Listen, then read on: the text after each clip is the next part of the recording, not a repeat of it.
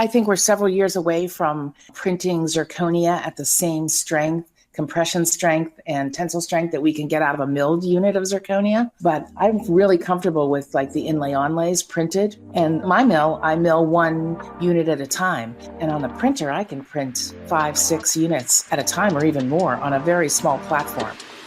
Welcome to the Phil Klein Dental Podcast. 3D printing. We keep hearing about this new technology, but what does it actually do for our practice? What does it take to implement this into our workflow so we can start printing models, occlusal guards, surgical splints, clear aligners, provisionals, retainers, and even inlays and onlays? To talk about 3D printing and how it became a game changer for her practice is our guest, Dr. Susan McMahon. Dr. McMahon has devoted her professional career to the pursuit of advanced technologies in cosmetic and minimally invasive dentistry. Dr. McMahon will be joining us in a moment, but first, as dental professionals, we know that the right autoclave can enhance your patient flow and help build a more profitable dental practice. It's all about keeping things moving. Chamber autoclaves are great for reprocessing large loads, but sometimes you need a few handpieces fast, and you don't want to wait to fill a chamber. That's why a lot of dentists choose the Sycan Statum 5000 G4. While the look has changed over the years, inside, Statum still uses a reliable, innovative steam technology developed 30 years ago that continues to deliver instruments in some of the fastest times in the industry. It's one of the best-selling autoclaves in the world, and its reliability has made it the workhorse sterilizer in dental offices across the United States. To learn more about how Statum may be right for your practice, visit Sycan.com. Dr. McMahon, it's a pleasure to have you on the show. Hello, Phil. It's a pleasure to be here again with you. Yes, absolutely. And your previous podcasts are doing fantastic. Tons of engagements, thousands for that matter. So we're really happy with the way the show is going. And it's due to the fact that we have guests like you who we interview and who have such incredible insight into what's going on in dentistry these days. So to begin, tell us about 3D printing and how have dentists begun to embrace this new technology? It's been really an interesting trajectory, right? We were, 5 years ago, I would give a lecture and ask how many people have scanners in here, intraoral scanners, and maybe like 20%. Now when you ask, 70% of the room has scanners. Now, 5 years ago, how many people have mills? Maybe 10% of the room. Now, 30-ish% of the room have mills. And 3D printing is just kind of the next logical step, I think. I actually think it might be a step that many people might be interested in taking before they get a mill, because they're so accessible, from a price point standpoint, and they're so accurate. And it's a pretty easy thing to pop into your workflow. So regarding printing, what are you actually printing in your office that's working very well for you? Well, I think once you have a scanner in your office, you can move to printing really easily, especially some of these new printers that have like an AI transition from your scanner right to printing. Makes it really simple for pretty much anyone in your office to load it and get it going. So we print models in our office all the time. We haven't poured models in a long time. We print occlusal guards. We've been doing that for quite a while too. We print retainers. We've been printing digital smile design mock-ups in our office too. But now we're moving toward more restorations, which has been really fun and exciting and pretty simple. So now I'm printing a lot of inlay onlays with like the ceramic composite material. I do the occasional, maybe half the time I'm using it for bicuspid crowns. I also do a lot of provisional prints on there, which I really like because they're fast and accurate and they last a long time, and they're really beautiful provisionals. And we use it also for all-on-X prototypes and provisionals. So dentists are always looking for things that are more efficient, they're faster, save time. That's the name of the game, as long as you can maintain quality. Tell us how 3D printers can add efficiency to the office and create things in a very efficient way, where the 3D printer quickly becomes an irreplaceable tool. I think that there are a lot of applications for a printer that are easier than going directly to milling for doctors. So if you're already scanning your patients, let's say you're scanning all your new patients with with your intraoral scanner, you already have that digital information. So you could go right from that to printing occlusal guards if you need to. So instead of sending it off to a lab or scanning again and sending to a lab, you can use that information right away. And it's really simple. And 3D printers, they cost anywhere from maybe like $7,000 to $12,000, right? That's the range where you can get a really nice, accurate printer that has a small footprint, but has a lot of material options for it. So you really don't have to make too many guards in your office to warrant the cost of the printer, but you can also print all your models simply from that.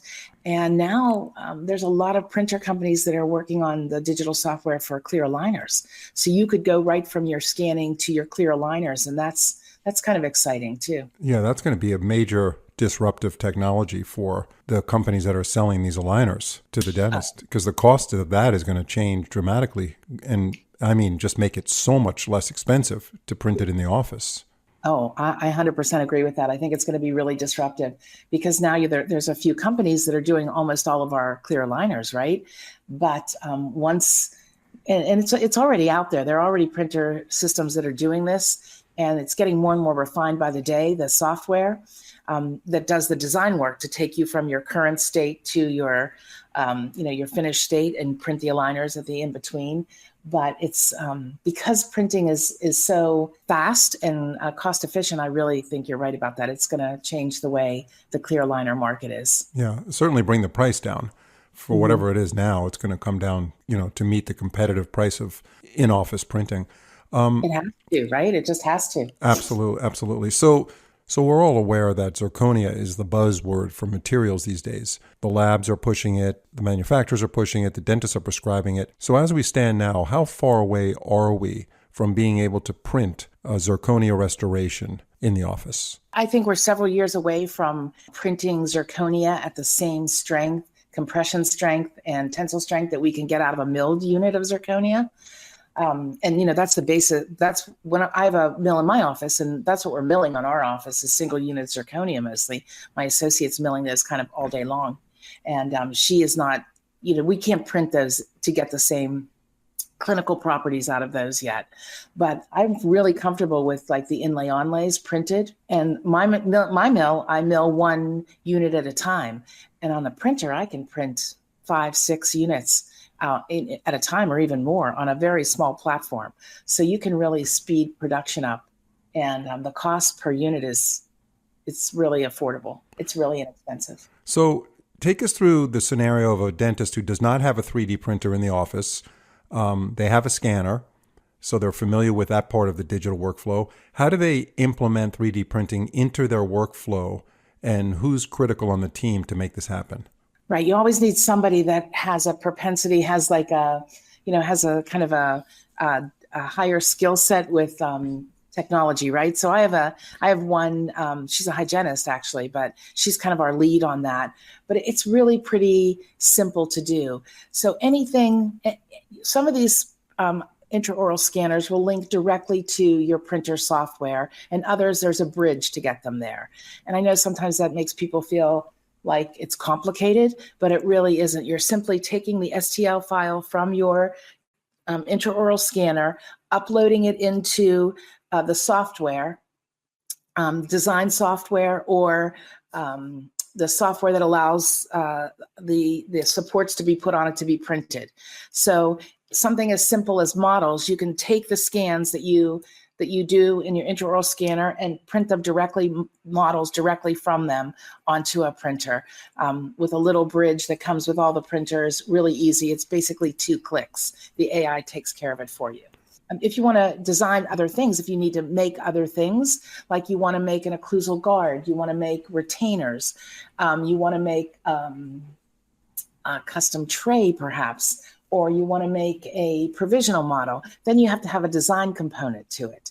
So you scan what you're going to scan, and then just like if you were milling it, you have to design your restoration.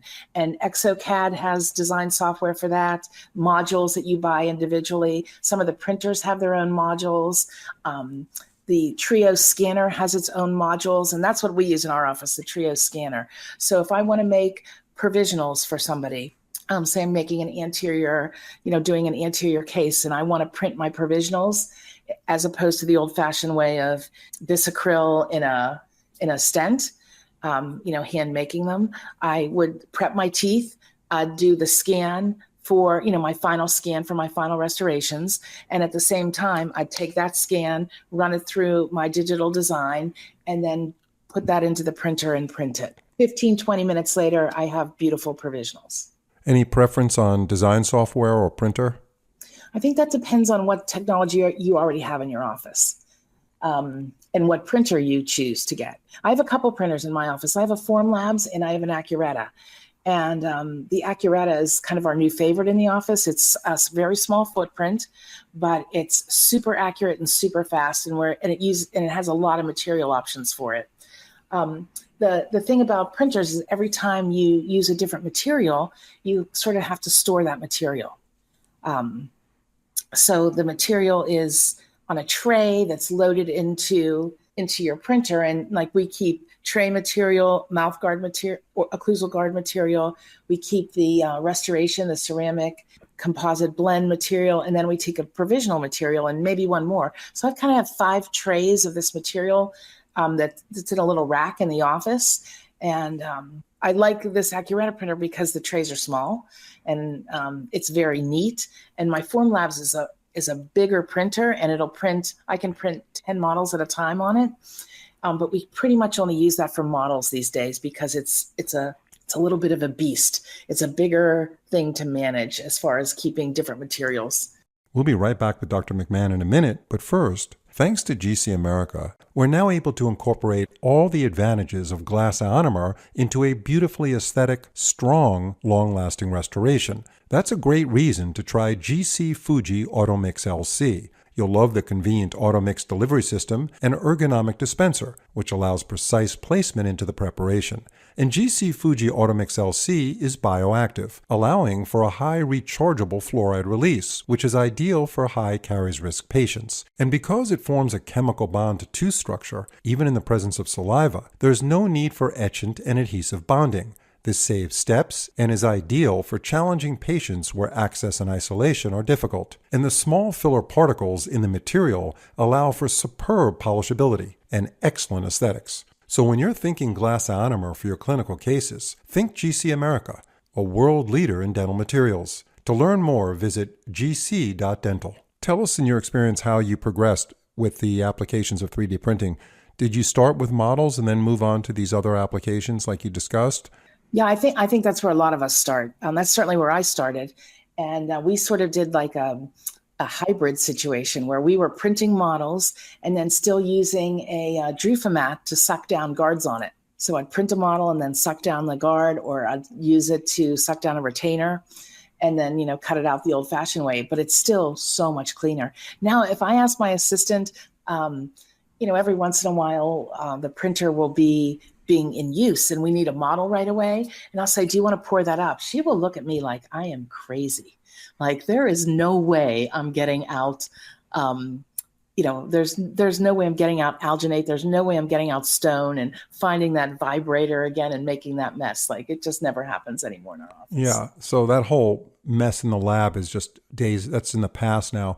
And like you said, it's hard to find staff to do things that are just not done anymore. It's like finding a programmer. We have a technology company here at Viva Learning. It's an online learning company, but it's a lot of technology behind it. And if we don't use the newest platforms of programming, it's hard to find people to hire that could fix things that need to be fixed based on older platforms of coding. So it's very similar to that in the dental practice. What do you see the future of 3D printing down the road? Yeah, I just think it's going to keep getting better and more accurate and faster. I think we're going to see zirconia being printed very soon because they're working on that. They're printing already with zirconia in other parts of the world, so we'll definitely see that here.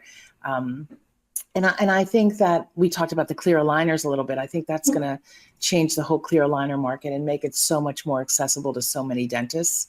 And I think that we'll just continue to see a neater application. I think that the materials will get delivered in a simpler way.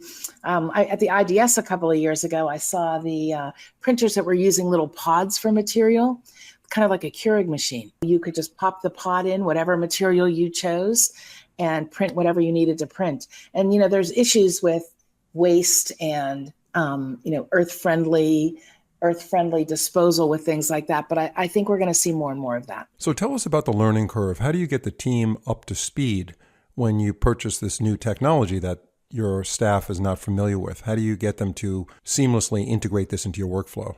What kind of training, for instance, is involved here? Right. That's always our challenge, isn't it? We come home on Monday with something new and we're all excited about it. And then it kind of sits in the corner sometimes. I have a Evoke facial contouring machine that's doing that at my office right now, a pricey one. But I think the important thing is buying it from a company that has some support, and they're super simple. Like they came to our office boxed up. No one comes and sets them up for you. It's really easy to set up. And I am not like a techie person. And I set mine up in about, less than an hour, unboxed and set up. So you have a printer, and then you have a wash station, and then you have a curing unit. So they all come like that. You print, and then you wash with alcohol, and then all the materials need to be cured before they're ready for use. And that's pretty much it. And most of these companies now aren't closed systems anymore, and you can use different materials from different companies in their machines. So Voco is making some incredible products these days. I use their provisional material. They have a soft guard material. You can actually print a soft night guard, which is kind of amazing to me, but I use them so often. Most of our patients are using those. So I think that in order to get the team on board, you need a company that has a little bit of support, and you have to find that right person who's excited about taking that next step in technology. That person, we all have them. The one that's constantly on their phone, that's constantly on social media. Those are the people that are the right one. I guess if they took your 3D printer away right now, Dr. McMahon, you'd be like, wow, we're in trouble, right? If somebody said you can't have it for a month. There'd be a lot of sad faces in my office. Yeah, it's pretty easy to become very dependent on new technologies. So 3D printing has really, really brought efficiency into your office. As we wrap up this podcast, tell us your thoughts on that. Oh, absolutely. Absolutely. You can have a guard printed, surgical guides. That's the other thing we didn't talk about. I knew there was one more. We're printing surgical guides for implant placement. And so I can consult somebody today, design tonight, have them in the surgical chair in 2 days, as opposed to, waiting for a company to give you a guide that might take a week or 2 weeks to get to you. And I love having that control. Yeah. I love having the control to do that. Yeah, it's fantastic stuff. And I know you don't do a lot of dentures in your practice, but also printers are very good for interim dentures, certainly for try-in before creating a milled denture, which could be done in the lab. But there are companies that are making these milled denture blocks that are turning out to be fantastic, where the teeth and the base are one piece. And before that's milled, they do a try-in and they print the denture right in the office. And that's the try-in. They sit with that for a couple of months, if that's the case. And then they go to the final. So it's really incredibly different than it was when we were at least when I was in dental school, for sure. Me too. Yeah. I hated making dentures in dental school. That was the worst thing for me. You're talking to an endodontist. So how much did I enjoy that? Yeah, I'm the last guy that enjoyed making those.